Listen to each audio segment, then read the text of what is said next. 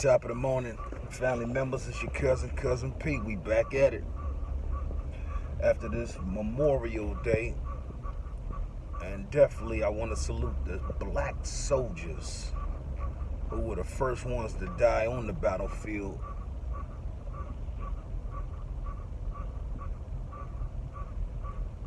My people, my family, my brothers, I salute them that get no recognition or news media. So I want to salute all them brothers and sisters who died on the battlefield and in the struggle of salvation.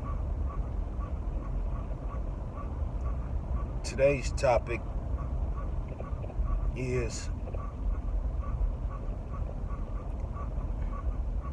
substance versus shallow. Substance versus shallow. Podcast 24. So the question is, who are you? What defines you as a person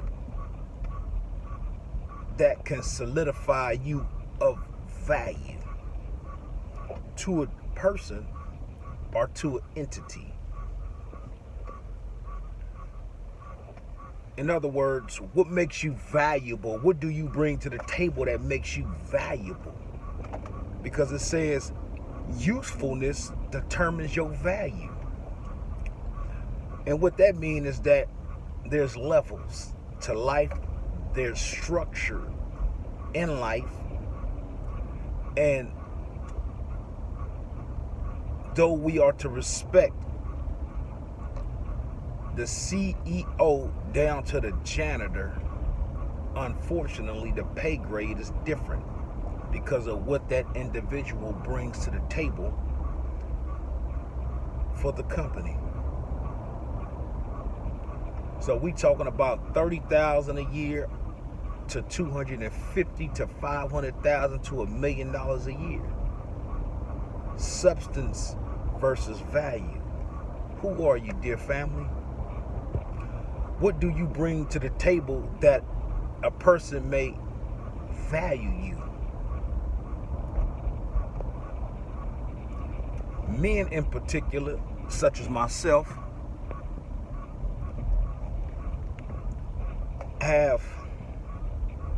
I have a lot of children whom I love genuinely, who I love with all my heart.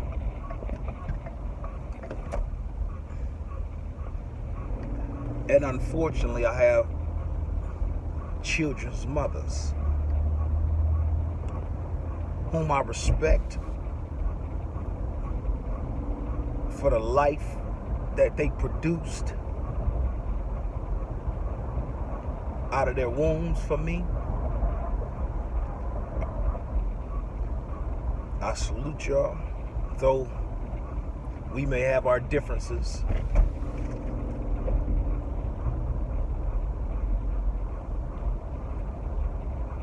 But I was a young man finding myself at a very young age. And in the process of finding myself, I made a lot of mistakes. But because of those mistakes I made, I'm fully aware on how to get it right. My daddy used to say, you got to get the language right today. And so my journey led me on a path where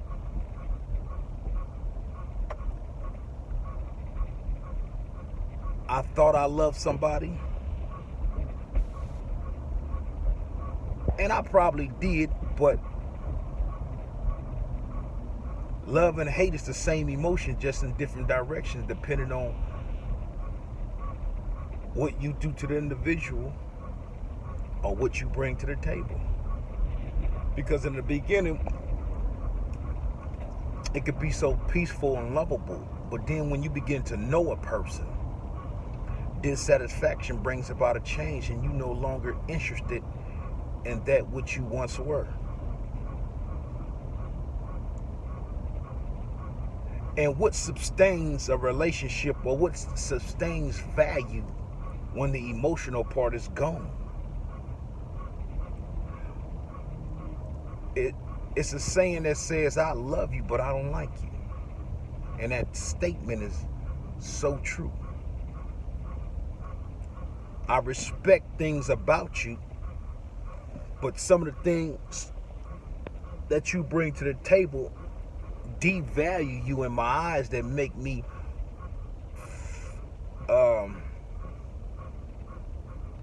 question myself whether this is the right thing for me or not.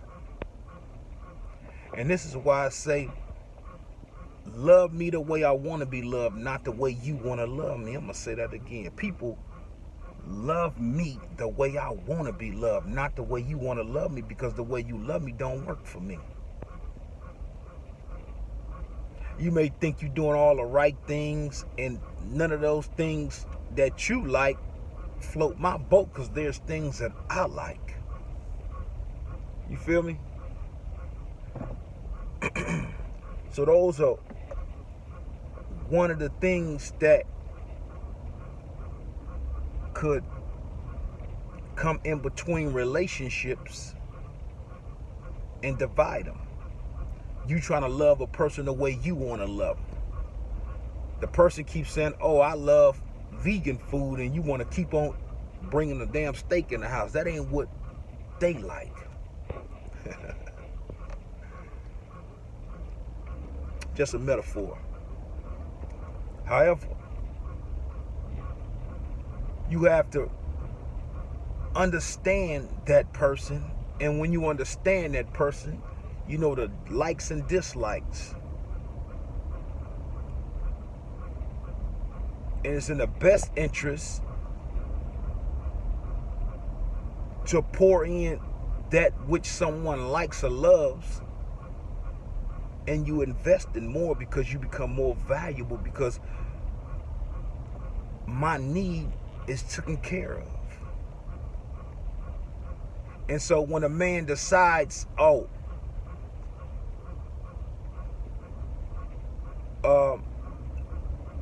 when a woman comes around,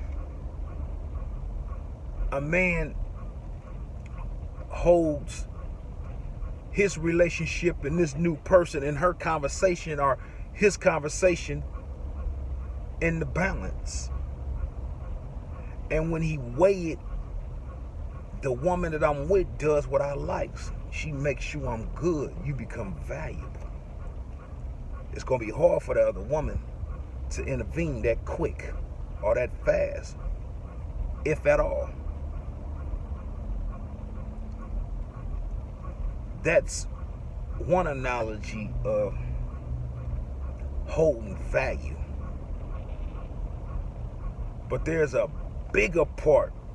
As my father used to say, you so focused on the picture, you forget about the frame that's bigger than the picture. Substance versus shallow. Substance, what do you bring to the table? Some women are men. May think that, oh, I got the best look in the world.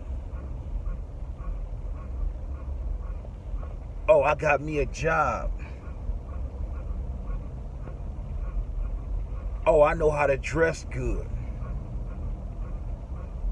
Oh, I know how to fuck good. He ain't gonna leave me.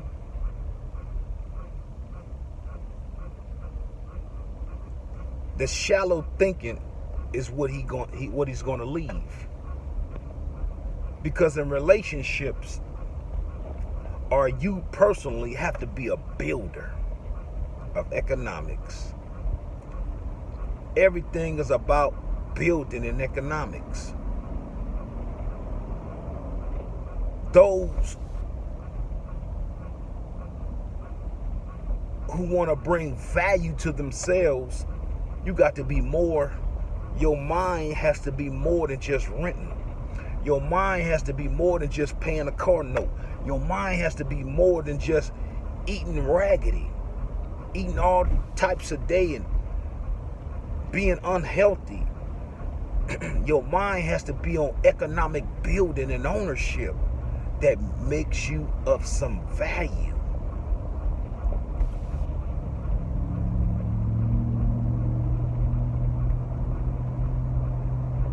Here we have a sister that don't look so bright according to society, but her work ethic is phenomenal. She has ownership. She's building. She's putting herself through school. She's taking the degrees and producing something with degrees, opposed to just saying, I have a degree, but the look ain't too bright. So say society. But then you have a sister popping, sexy, this and that, but shallow with nothing. Which one is more valuable? The look or the producer? Or the one who's producing something for self and establishing a foundation that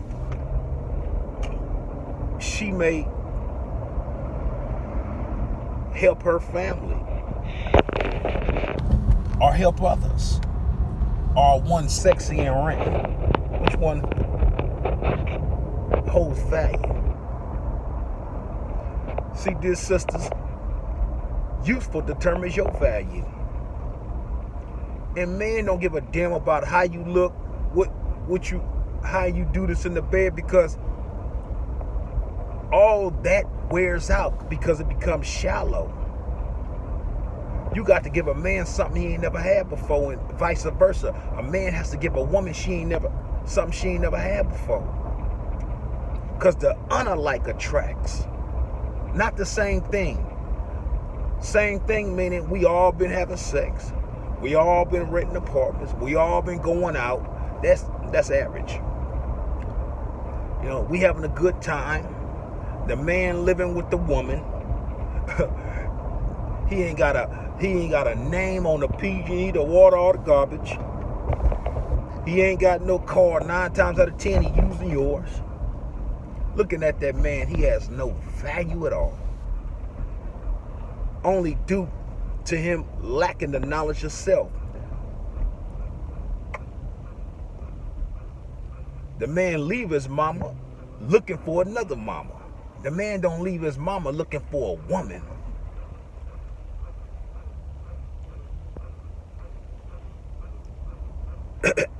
and women leave their parents or their mama looking for a daddy. Somebody to control something, or dictate something, a man that could shower her with love that she never had before. Then she's so caught up in the emotional part of life, she forget about the structure of life and the building of life. So she subjects herself to the average because he loves me. You got to do better than that, sister.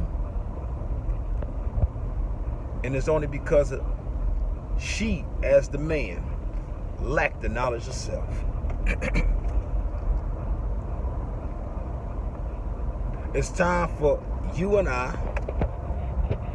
to hold ourselves of some value. Women love hard. Men think harder. I'm going to say that again. Women love hard and men think harder. That's 2 into 1. You have to understand, once the money run out, it ain't no more. Once you lose your apartment and you don't have one no more, once your attitude changes from what it once was that we liked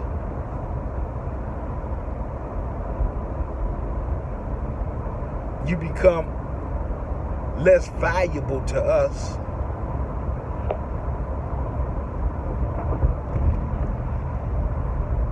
And then you start to look shallow. You ain't got nothing else to offer.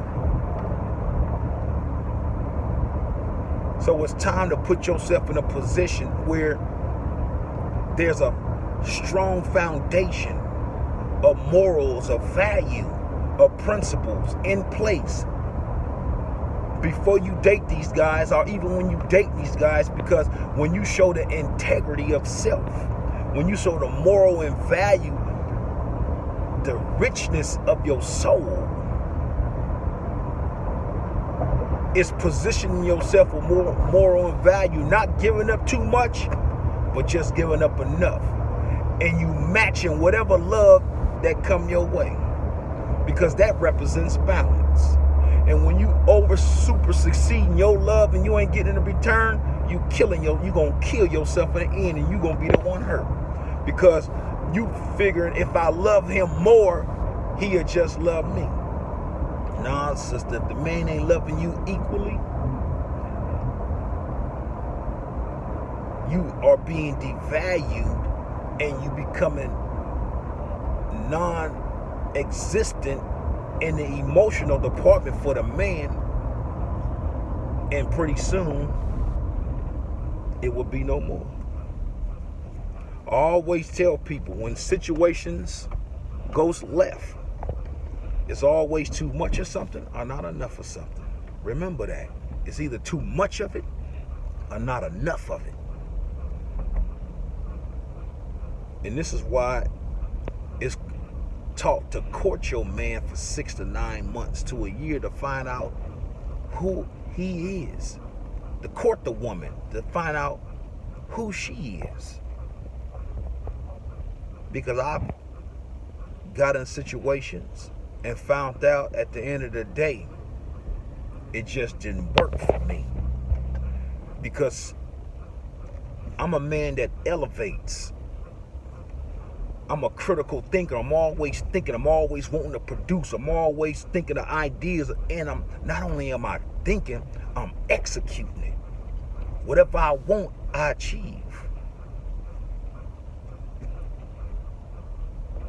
And the woman or the women that I had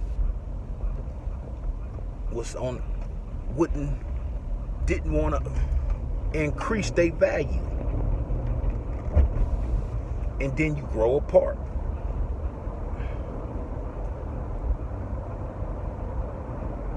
But I met a woman,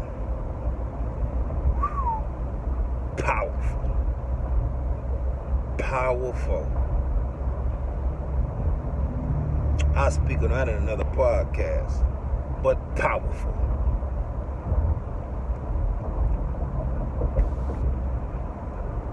So, dear family, it's time to put value to yourself. Put some stake on yourself. Where, as in, a person messing you over, fucking you over, or not reciprocating the love would think twice. It's sort of like when I was in the gang. I put myself in a position to so-called be the breadwinner on the block. You know, women always flock of men always up under the dude with all the bread who getting the paper. And I was fortunate enough because I always been a critical thinker, and I was always getting paper to put myself in a position of power. And I would show the love and do things for people that, you know, ain't nobody never did. And it put me in a position of people having love for me. When my family members used to go to jail, I used to go to everybody on the block. Give me 100, give me 200, give me $50, and we go bail him out. Every time. whatever was left over, we will always give it to his baby mama, and she just had love for me based on the critical thinking, or she couldn't believe somebody would do something like that for her. But I always thought like that, to make sure people were good.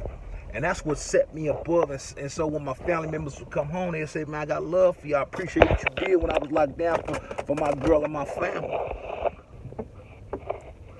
And you know, it was like that, especially if you had power, you used it in the right way. The right way. And so I was valuable. And people tend to value things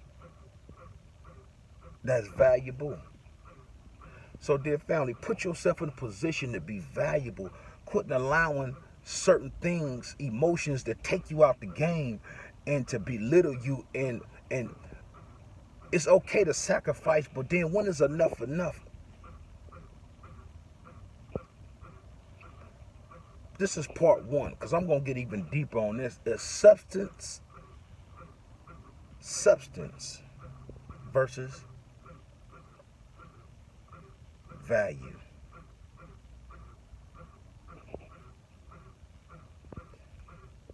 This is part one. It's your cousin P. I think I'm leaving out something.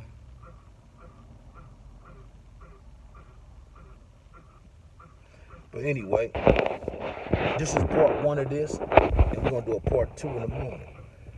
But quit devaluing yourself and put some value in yourself that others and everybody will respect you.